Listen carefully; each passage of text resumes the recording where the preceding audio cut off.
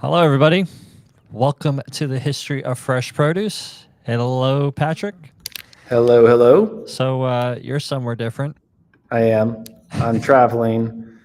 I am in Milwaukee, Wisconsin. Milwaukee. Everybody's talking about cheese curds here, man. Cheese curds. Oh, And I tried some cheese curds. I was not impressed, but they also told me there's imitation cheese curds, John, and then there's like fresh cheese curds. Okay, so yeah, I'm at a conference for a National Grocers Association conference here in Milwaukee. nice. Yeah, not bad. Wisconsin. Have I been? I have been to Milwaukee actually. I went to the I've never zoo. flown into Milwaukee until yesterday. It's flat. Yeah, It's a it flat was place. interesting. But we're not talking about No, Milwaukee today. not No. today. No, we're talking produce. No cheese curds here. And before we dive into today's episode, we're just going to do a quick rundown like we usually do of where we've been, where we're going. So listeners would have heard, let's see, we did, oh my gosh, I'm losing track You of don't. everything. Tariffs, right? We talked about tariffs, gave a little background on tariffs and the role that U.S. tariffs specifically have had on produce over the last, I would say, 200 years or so. Highlighted some things there. And then we just finished. Today was the final episode of our two-part series on the pineapples. Pineapples. So that was a lot of pineapple talk. And actually, we're not done with pineapples. I think we talked about pineapples a little bit today, too. So they're just everywhere, pineapples. After talking about, you see it everywhere. So that's what we've done since the last live stream. What's coming up? We got fascism in organics, right? So that's going to be a unique perspective on organics, I think. Origin story there.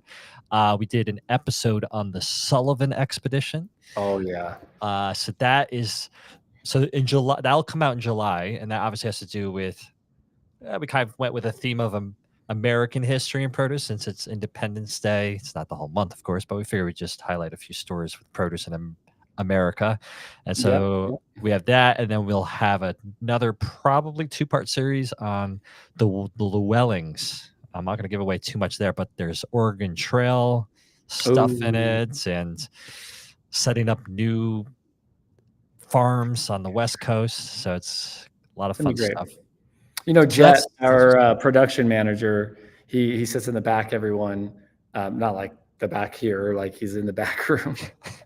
He has a desk now too, I was told. A desk. He's been upgraded. He has been upgraded to his desk. But Jet goes, you know, what's a staple item for 4th of July? And I was like, oh, watermelons, man. And he was like, really? And so Jet was like, I got an idea. He's like, we should put like 2 lawn chairs out of the podcast studio, like in front. He's like, I was like, barbecue, watermelons, and live stream. And I'm like, I'm like, Jet, I'm so in. Like, you know what I mean? Like, I'm like, we have no live stream scheduled for the 4th of July, and it's on a Friday. And I said to myself, this could be an idea. We might bring the grill. Bring some watermelons. Have one of those videos like they have for Christmas with the Yule log. You just constantly playing the fire, just constantly playing a watermelon game. Grilling watermelons, just grilling watermelons, not chestnuts roasting over the fire. We've done an episode on that. But, we have. So. But without further ado, let's dive in today. So if you haven't gathered what we're going to be talking about based on the thumbnail, and they have to by now, whatever messaging you would have gotten to get here, we're talking about flags, coats of arms, seals, basically emblems of a city or nation that incorporate produce. Obviously, there's a whole lot of them out there. I mean, from the tiniest municipality to a country. But we took a handful that we thought were interesting stories, and we're going to share those stories and what makes them interesting, at least to us, and hopefully gives you a little more insight on why produce is on flags or seals and all these things in the first place. So I'm going to let you kick it off, Patrick, because we're going to start with Puerto Rico. I think La Haas, Puerto Rico is a good La Haas, Puerto Rico. And you're right. This is going to be a fun one. And be prepared because the pineapple it rises again, right? So we're going to start with the flag that we actually had in the thumbnail for this live stream. And that flag belongs to the lush, sun-soaked town of La Haas, Puerto Rico. And it's a cool flag, right, John? It is. I mean, you got a pineapple right there in the front. Come on. And We're everything we obvious, know, but most would think hospitality. Listen to our 2-part episode. You'll find out a little bit more about the pineapple. Yeah, is it? Okay. So Lajas, in slide 1, we'll show you, is a small town nestled between the Santa Marta Hills and the Bermea mountain range. So it borders by the Caribbean Sea with a history as rich as the fertile soil. Seriously, John, like think about just, close your eyes and imagine this land, right? And John, I would you believe if here is that one of the most, charming and delicious symbols of fresh produce makes its way onto a flag? Like, would you even think like that was, I didn't know about this flag until we started this No, episode. I had no idea. Right. I had no So idea this flag. if you were to ask me, yeah, I would be like, what? So, think about it, like the pineapple, like the luxurious pineapple, and not just any pineapple, but the so-called Pina cabezona, the bull-headed pineapple. Okay. I never heard of that one either. No, never. I've heard of like the MD2, the 7350, but a variety cultivated in these parts for centuries, perfectly suited for Lajas dry climate and their unique soil. But the history reaches even further back. Okay. Before the Spanish arrived in 1493. Okay. So we're going back. Puerto Rico was home to the Tiano people. Not the first time we've heard about them on the show. Am I right? Yeah. So these indigenous communities, part of the Arawak culture, had already been cultivating pineapples among other crops for generations, John, right? We've learned this. And the Tianis practiced subsistence agriculture, growing yucca, corn, and pineapples. Yeah. Right? So the pineapple, native originally to South America, had traveled northward through indigenous trade and agriculture, ultimately flourishing in the Caribbean soils. But it wasn't just until the late 18th century, okay, the Lajas itself began to take shape as a distinct settlement. Originally part of the municipality of San German, Lajas eventually became its own municipality in 1883. So, John, thanks in part to the efforts of residents like Don Teodoro or Joaquim Pajan, who even donated the land for its parish. Think about that. Yeah, nice guy. Right? Like, wow. So, but now let's fast forward, okay? Nearly a century to 1982, and the town's civic pride found a new expression, its official flag. Selected through a contest sponsored by the Municipal Assembly, the flag was a fusion of design by Miss Martiza Luciano and Mr. Sigfrido Irizarry Tomi. It's a visual feast, John. Seriously. Yeah, right. So for those watching on LinkedIn, YouTube, or Facebook, the flag has 3 horizontal stripes. Green at the top, representing the Valley of Lajas and its thriving ag, right? Yellow at the bottom, symbolizing the wealth and fertility of its lands. And white in the center, representing unity, peace, and friendship. But what makes this flag truly distinctive is that while cross-cutting through, symbolizing the town's deep religious faith. You didn't realize that at the end, did you? Yeah.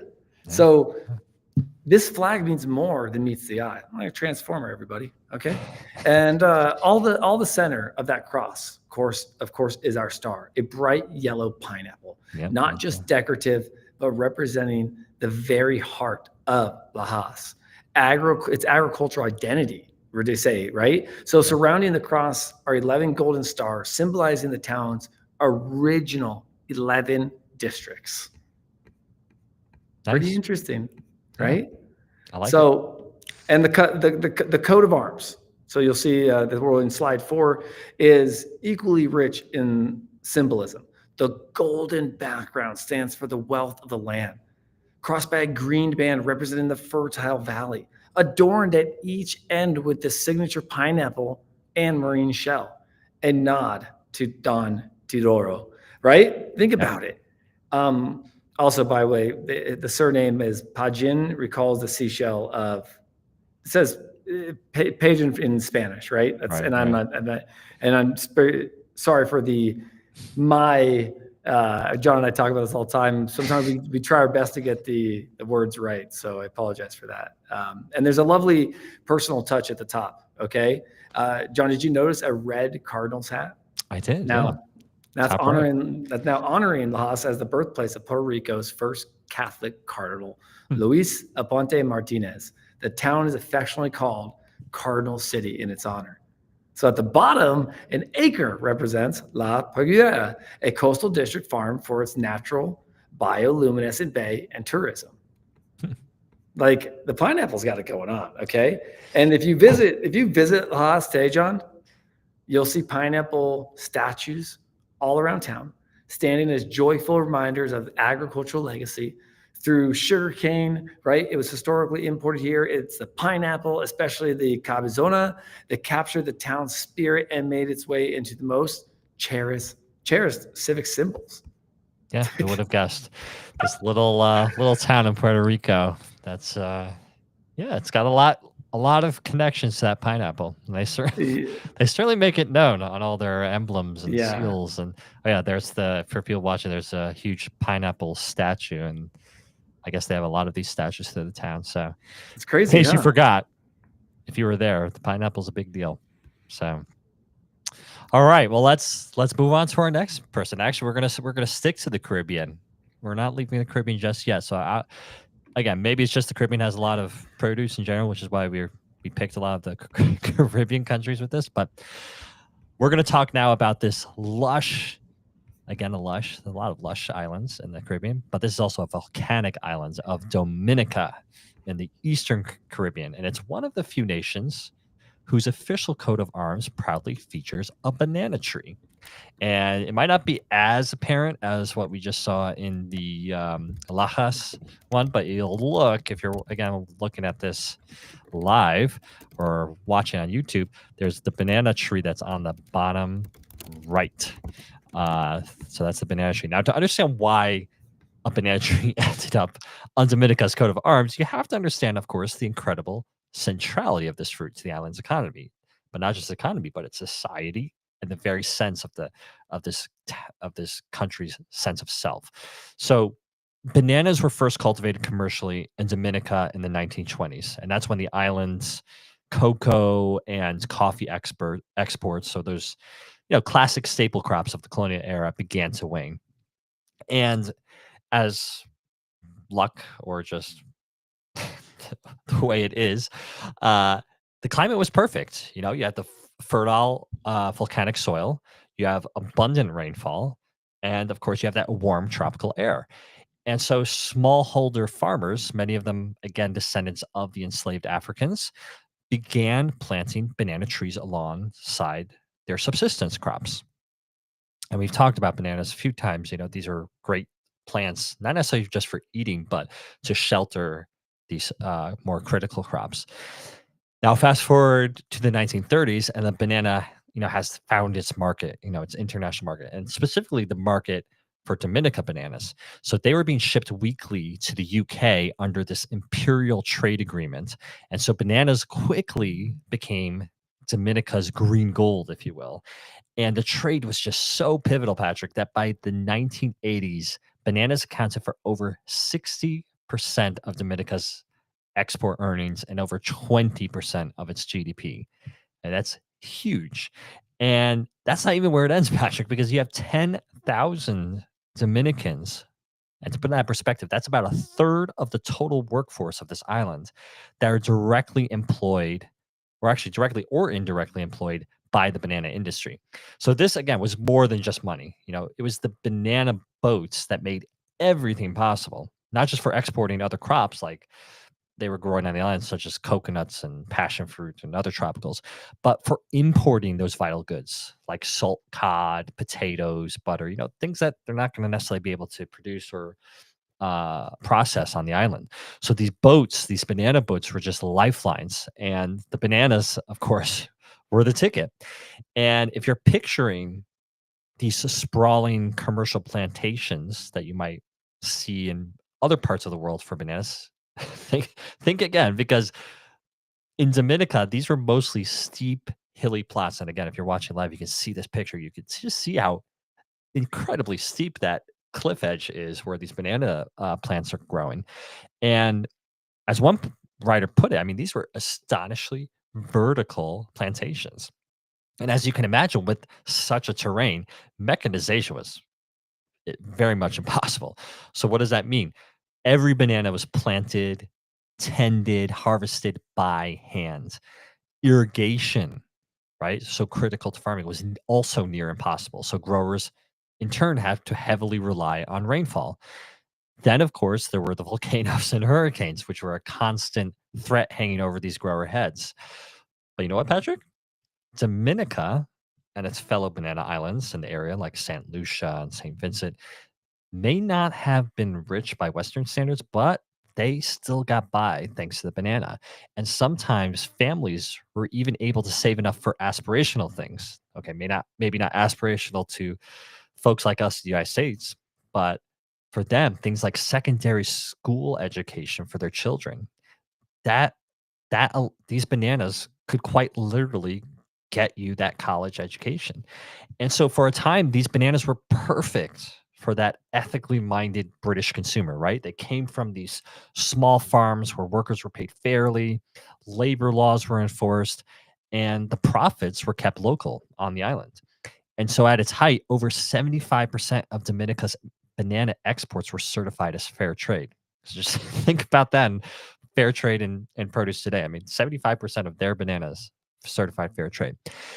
But unfortunately, it all comes crashing down because what comes onto the stage is the banana wars. And we actually spoke about this, Patrick, if you remember, and also regular listeners, this pretty recently on our tariffs episode. So just to catch everybody up, if you hadn't listened to that episode, so beginning in the 1990s, the U.S., again, representing big Latin American banana exporters like Chiquita, challenged the preferential trade agreements between Europe and the Caribbean under the World Trade Organization. So this legal battle goes on, and in 1997, the U.S. ends up winning that battle. And by 2006, that final nail had been driven into the coffin of the Caribbean banana exporters. Because without that preferential access to the European market, Dominica's banana industry just completely, utterly collapsed. Yet, the banana still remains, and not just in the hills and the valleys, because they still do grow there, obviously, probably to a lesser degree, but they're still there on that coat of arms, right? That permanent symbol of the fruit that once sustained a nation. And of course, a reminder that for Dominica, the banana wasn't just a crop, right? It was the economy, it was the history of this island, or at least a piece of the history of this island. And it's just the beating heart of what made that island move. Of course, today, without that banana being what it was previously, they were relying on, of course, that tourism, like a lot of Caribbean islands do today. So that's the story of the banana in the Dominica coat of arms. Yeah, pineapples in Puerto Rico, bananas in the Dominican, but when you think of tropical items, I mean, that's where they're from. So yeah, tropicals. It really is. But what if I was to say like Connecticut?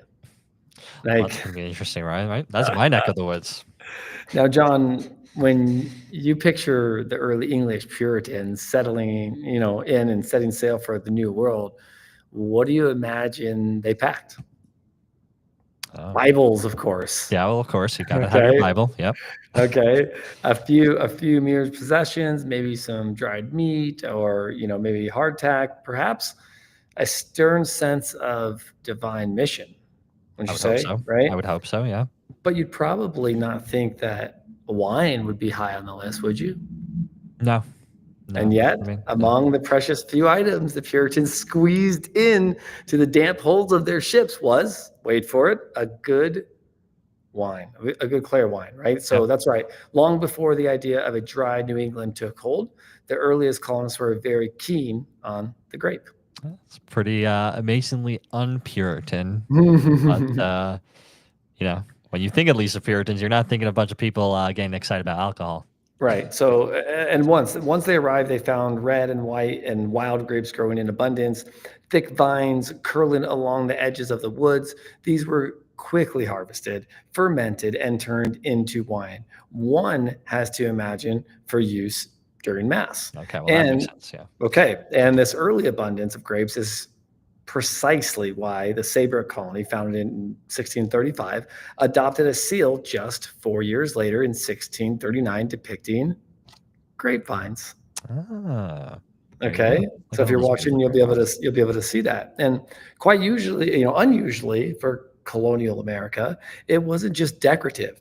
It represented hope, peace, and the agricultural promise of the land in a fruit, no less. By 1665, this seal, with its hopeful grapevines, was adopted as the shield of the larger Connecticut colony. So, and over the centuries, as Connecticut's identity evolved, okay, so did the imagery. In 1711, the original 15 vines were reduced to 3, symbolizing the colony's founding settlements: Windsor, Wethersfield, and Hartford. But the grapes remained, and still today they appear on Connecticut's current flag. These graceful grapevines, heavy with bunches of fruit, all on a bark white shield set against a royal blue background. It's not just a nod to early ag, it's a living symbol of Connecticut's, I would say, viticultural past, present, and perhaps their future. Now, what's more, beneath the vine sits a banner with Connecticut's Latin motto, Qui transtuliet sustinet, he who transplanted sustains. It's a reference to divine providence. Yes, right? But it's also a perfect metaphor for the vines themselves, John. Transplanted, tended, and surviving. Yes, I kind of like that actually, but you don't really hear much about wine drinking in New England, right? I mean, well, we've talked about this before. Usually it was cider, right? That the Yes, average of choice by the 18th century. It's not necessarily wine.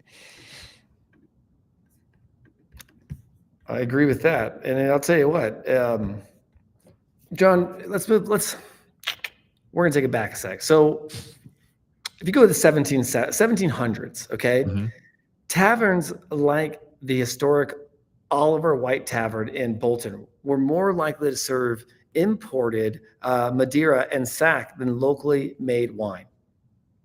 And apple orchards, as you just suggested, right, flourished, turning seriously every household into a hard cider operation. Everybody was doing it.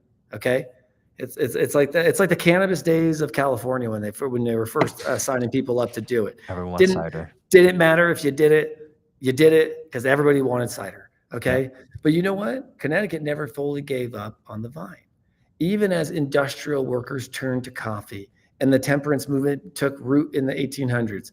Vineyards quietly persisted, especially around Bridgeport, Norwich, and the hilly towns of the interior. Now, fast forward, by the late 19th century, John, there were enough growers to form the Grape Growers and Vintners Convention, which took aim at fraud and promised to, quote, make a pure article. You even had Yale students attending lectures on the viniculture, vineyards.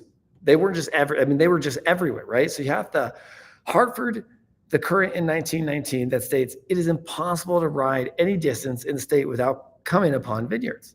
The native wine product of Connecticut must be large. Sounds a bit like wine country of California today, John, right?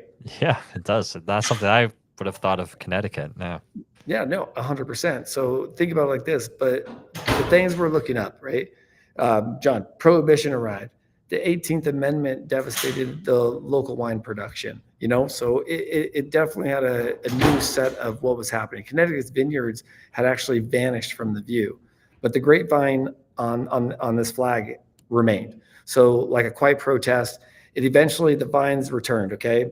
So in 1974, check this out, which is pretty amazing. A farmer named Sherman Haight turned from sheep to Chardonnay. And with allies like Dr. Paul DeGarzia, he's kind of a vineyard enthusiast, and Bill Hopkins was a dairy farmer, okay, they lobbied for a legal change to allow grape growers to produce wine on farms, right? So in 1978, they succeeded that, and the Farm Wine Act was signed by Governor Ella Grasso, and Connecticut was now re-entered into a commercial stage of ag. So think about that. And when you think about Connecticut, you don't think about wine. wine. Locally made wine? No, not Right? really. You don't even think Yeah. about that. So soon after the act was even signed, Connecticut earned its first authorized wine designation. So the southeastern New England American viticulture area, right?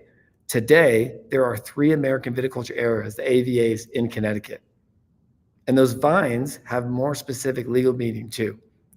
Federal law, John, requires that 75% of a wine labeled Connecticut must come from in-state grapes. And if it bears an AVA label, that's 85% estate grown. So you need 100% from a single winery property within an AVA to call it really, 100% Connecticut, right? So a high bar for a small state, but that's what makes Connecticut's grapevine so unique.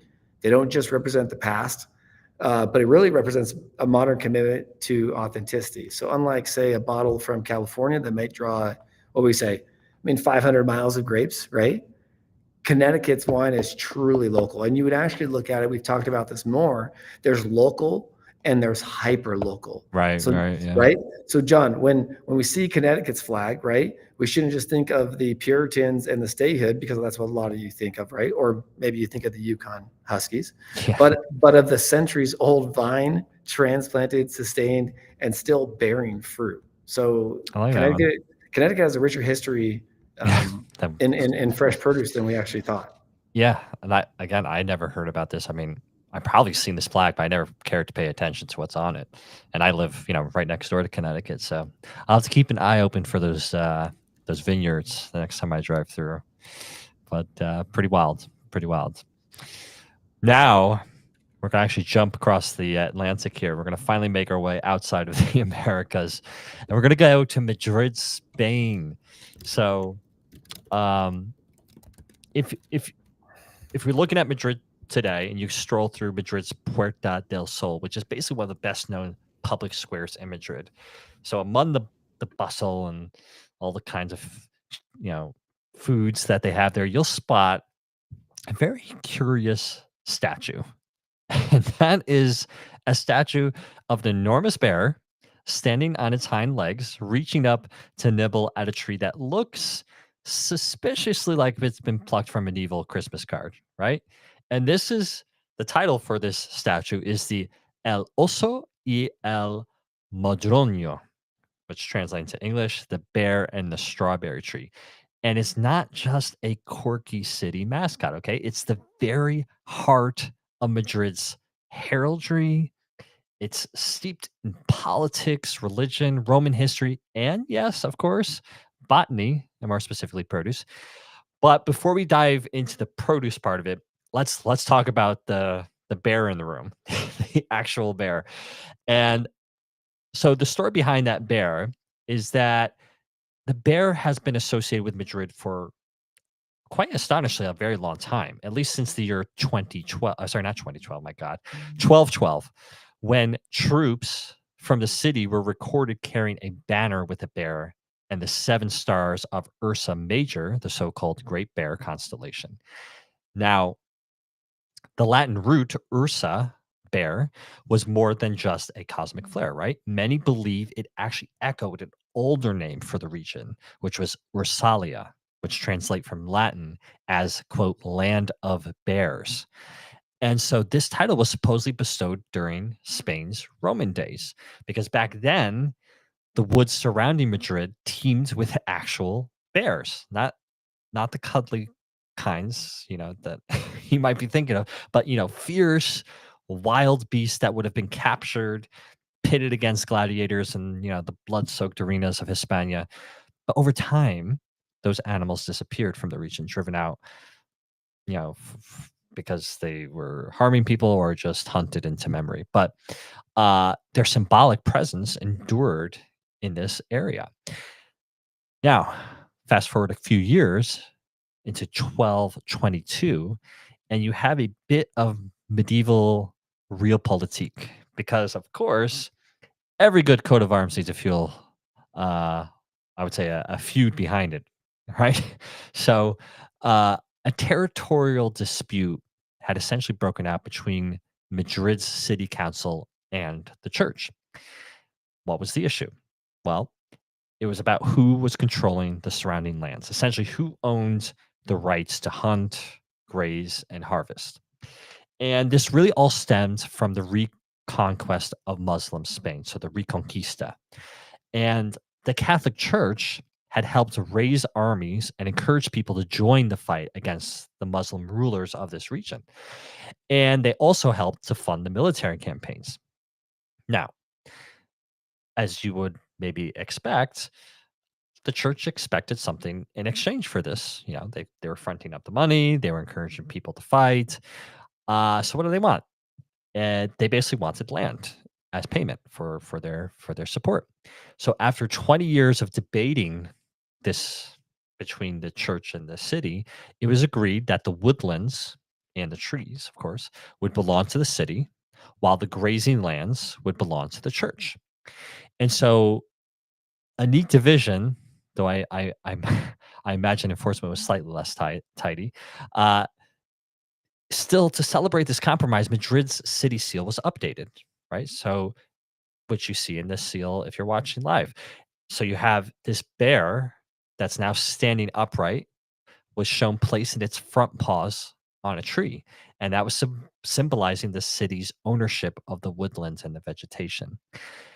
Now, let's speak specifically about that tree because this was not just any tree. I mean, there it kind of looks like an apple tree, but this was the madroño, or the strawberry tree. Now, let's be clear here for a second. This has nothing to do with the strawberries you'd find in your local grocer, okay?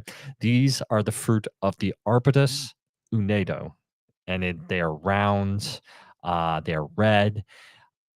So, yes, similar to a strawberry, but they're more fig-like in flavor and notoriously astringent or acidic and bitter when eaten raw. But that didn't stop medieval Madrileña, the people of Madrid, from indulging, especially as the ripe fruit ferments naturally. So, yes, you could theoretically get a bit tipsy off a handful if you weren't careful when you were eating these things.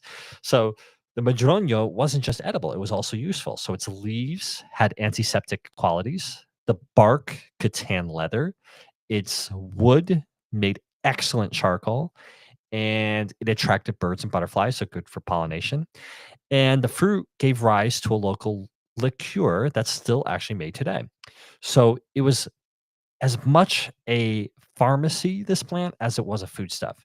And yet it's not even native to Madrid itself. So what's going on here? The tree is actually native to the Mediterranean. So it's in the general region, but not necessarily Madrid itself. But some historians argue that its inclusion in this seal for the city may have actually been as much symbolic as botanical. So some even suggest that its name Madroño was chosen for how it echoed Madrid, right? It's a kind of folk etymology turned into a visual pun wrapped up in this city self-image. So it's fitting then that the bear and the tree have become inseparable, right? Gracing not only the city's flag, but you'll find it on manhole covers, you'll find them on tourism signs in the city, you'll find them on souvenir mugs, and even the badge of the football club Atletico de Madrid. So any football fans out there, or soccer, I'll say for our American listeners, you'll see in the top left there the seal with the bear on the strawberry tree. So it's a neat story, right? Because what began as this compromise in the medieval period between the Catholic Church and the state has now evolved into one of Europe's most charming and, I would say, curious emblems that probably very few people really understand. So that is cool. The story of Madrid. Yeah. Yeah, pretty cool. Well, the next one's pretty cool. And we're going to keep rolling through this is Haiti. So if you ever look closely at Haiti's coat of arms, you'll notice something quite powerful. Okay. A royal palm tree rooted in the center, capped with a red figurine liberty cap. It's not just a tropical flourish, it's a declaration, a symbol of independence, resilience, and revolutionary pride. I didn't even think about that, right? John, that palm tree is more than just a botanical decor. It carries the legacy of Haiti's revolution against French colonial rule, the only successful slave revolt in history that resulted in the founding of a free state governed by former captives. During that bloody and brilliant struggle for liberation, trees, especially palms, became metaphors for freedom. They were called the armes de la Republique, the weapons of the Republic. Yeah, you know what? I'm going to stop you for a second because that is actually a story that we're probably going to tell sometime next year. The Haitian 100%. Revolution, right? It's actually a really good story, and agriculture has a big role to play to it. Anyway, I just wanted to mention that for listeners. Something to look forward to. Great story for sure. And so for nearly a century after the revolution, every Haitian town had a place de la Liberté, a central plaza where the mayor's office stood beside a liberty tree, or it was a palm tree. At the top, the cap of liberty, red, defiant, and unmistakably inspired by the French Revolution, but rooted, literally, in Haitian soil. Okay. But while the palm tree had survived coups, dictatorships, foreign occupations, right? Today it faces a new kind of threat, one far less political, though, but no less dangerous. Deforestation, okay? Less than 2% of Haiti's original forest covers remains, and palm trees, once icons of the national pride, are being cut down, and at a staggering pace, too. And what's the reason, John? Well, Holy Week. Didn't see that one. I was going to say, didn't see that one. Didn't see that one going, no. Mm-hmm. So every year, thousands of palms are harvested to provide fronds for like the Palm City rituals, right? Or an important tradition for Haiti's overwhelming Catholic population. More than 80% of Haitians identify, okay, as Catholic. So, and disturbing palm leaves at the beginning of Holy Week is deeply ingrained in religious life, John. So it's not just for worship. The palm tree's heart, the tender white core of the tree, is considered a delicacy throughout the Caribbean. And in Hades, it's a refined food. So centuries of an old staple item, right? The tree clusters are used as pig feed. It's timber. Okay. Did you know that? Didn't know that, right? Like used in home construction, especially in rural areas. Its fruits, roasted or eaten raw. It's quite literally a tree of life, John. Yeah. Seriously. A tree. And yet, a tree on the brink, though. The Cariciere, or the Atalia crassipatha, okay, Haiti's most endangered native palm, is among the most threatened palm species in the entire world, John. Yeah. You hear like there is one. Yeah. It's an endangered species. It doesn't have deep taproots like oats or the baobabs. Instead, its branches out across the topsoil, creating a network that helps anchor the land. Okay. So this branching system isn't just ecologically clever, it's vital. Palm forests help hold the fragile Haitian soil in place. Without them, the island becomes vastly more vulnerable to natural disasters like floods, landslides, mudslides even, that can devastate entire communities. And that's the tragic irony, isn't it? A tree that once symbolized liberation, John, that fed, right, and sheltered Haitians, that anchored their land, now faces extinction by the very hands that revere it. And yet, there's still no laws preventing its destruction. The palm tree is exported, consumed, celebrated, and slowly disappearing. So when we look at the Haitian flag and we see the white sugar or square in the center, bearing the palm crowned with liberty's red cap, we're not just seeing an emblem of the past. We're seeing an endangered symbol, a warning, a call to action of what's happening and going to happen in the future. And as a reminder of those symbols, right, especially living ones, it must be nurtured, not just remembered. Yeah. That one, I really enjoyed that one. Yeah. The palm tree also, I mean, it's an international tree. I mean, obviously the species or the variety or that you're referring to is obviously native to that region, but the palm has an amazing story too, which we'll probably do a series on at some point, but pretty amazing. Did not know that about Haiti as well. I don't think I knew about any of these going in. So, let's look at our last one then. So once again, we're going to be back in the Caribbean, and it's a little island, and it punches quite above its weight, I would say, in both aroma and geopolitical spice, and that is Grenada. And basically it's islands that's also known affectionately as the Spice Isle. And so Grenada is one of the very few countries in the world to actually feature a specific crop on its flag. We've talked about coats of arms on some of the examples we've done, but the flags, this is a little more rare. And it's not just any crop. So this is nutmeg we're talking about. And we did a whole series on this as well, with a special guest, Giles Milton, Nathaniel's nutmeg. So the whole spice wars things between the Dutch and the English. So definitely check out that episode if you haven't heard it. This will, this little section I'm going to talk about will give a lot more context for that. So anyway, so this nutmeg, just to give you a little bit of recap, it was once so rare and precious in Europe that it was said to sweeten the very air itself. And there's actually an extraordinary account from the 12th century when Holy Roman Emperor Henry VI entered Rome in 1195, and the streets were said to have been perfumed with burning nutmeg. So just imagine that for a second, right? You have an emperor's arrival that's heralded not with roses or cannon fire, but with the spicy incense of a tropical sea that no one in Europe even knew the origins of at the time. So that just gives you a little bit of context. But that origin, as it happens, lay in the Banda Islands of Indonesia, the very heart of the Moluccas, or the so-called Spice Islands.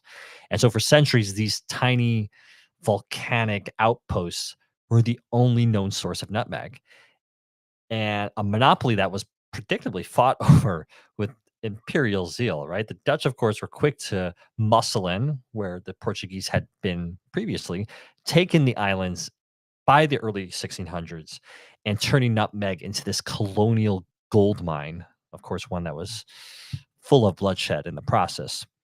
And so once the Dutch did take over these islands, the native Bandanese were expelled, but they needed people to work, right? The Dutch needed people to work to harvest this nutmeg. So they basically filled up these plantations with convicts and enslaved people.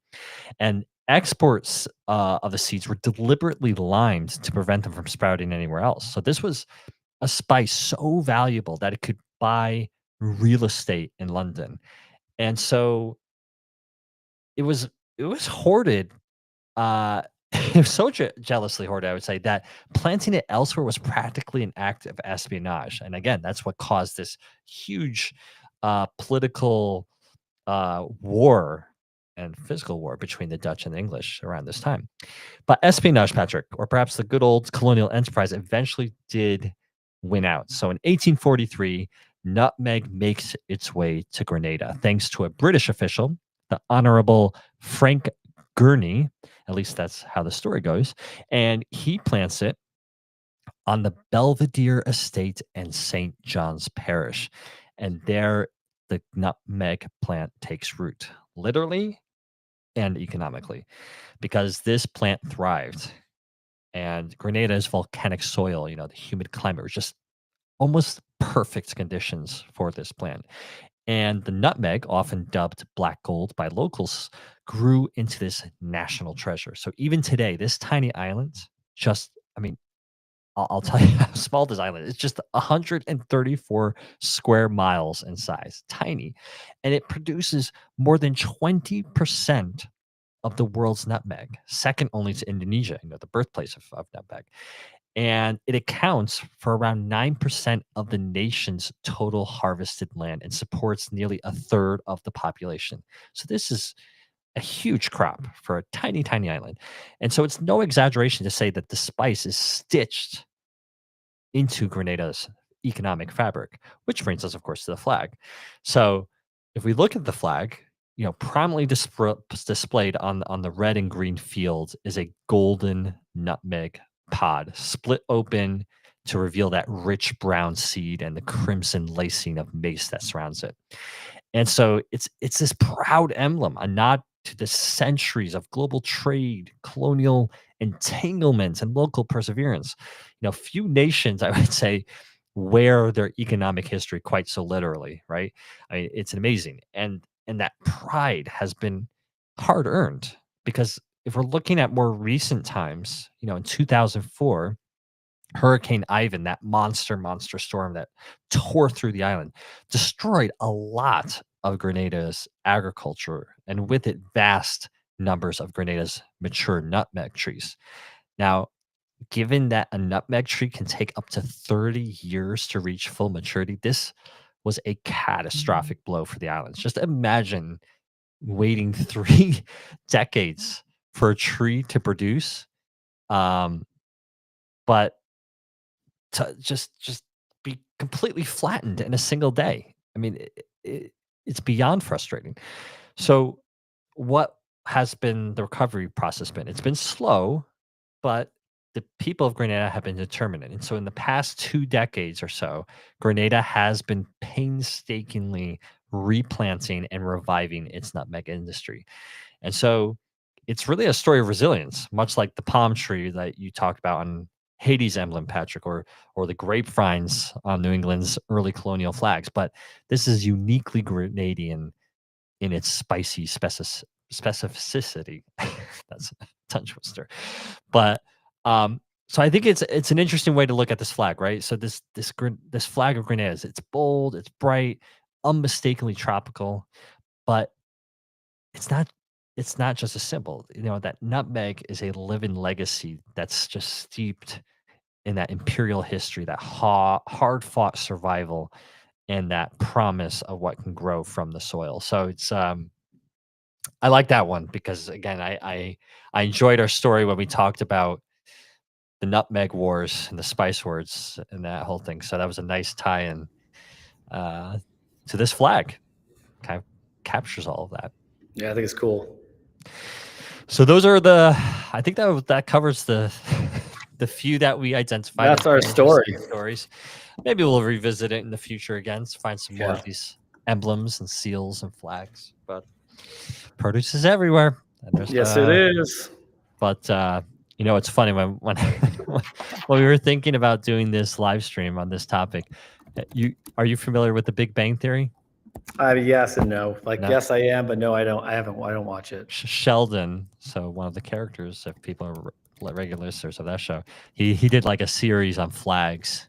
And so I was like, it's like Sheldon and flags. Just talk about flags. I don't think they were talking about produce and flags, but probably not. I should have gotten a picture to throw up on screen here. That would have been good. Yeah, Sheldon. Next time. Man. So, folks, that is, I believe, all that we have for you today on this live stream. As always, thank you for your support, for listening in. Always. Obviously, we enjoy doing this, but it makes it a lot more fun when we have other people that enjoy listening to it and getting excited about it as well. And of course, if you want more exclusive episodes, bonus episodes, ad-free listening, discounts, all the good stuff, do look into the History of Fresh Produce Club.